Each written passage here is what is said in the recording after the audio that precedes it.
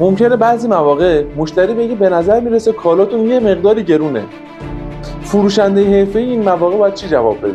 اگه به دنبال پاسخ هستی تا آخر این ویدیو همراه من باش. وقتی مشتری میگه به نظر کالاتون یه مقدار گرونه، اگر یه فروشنده معمولی باشه سریع پرخاش میکنه و عصبانی میشه و میگه برو از هر جایی که میخوای بخر، کالای من اصلا گرون نیست، همینی که هست. اما این فروشنده حرفه‌ای یه مقدار تأمل میکنه و به خودش میگه این چرا این همچین حرفی زد، چرا همچین اعتراضی کرد، آیا فقط مشکلش قیمته؟ بنابراین یک سوالی که اینجا مطرح میشه که مشخص کنه آیا ایرادش به قیمته یا ایراد دیگه‌ای داره، این سوالی باید بپرسه.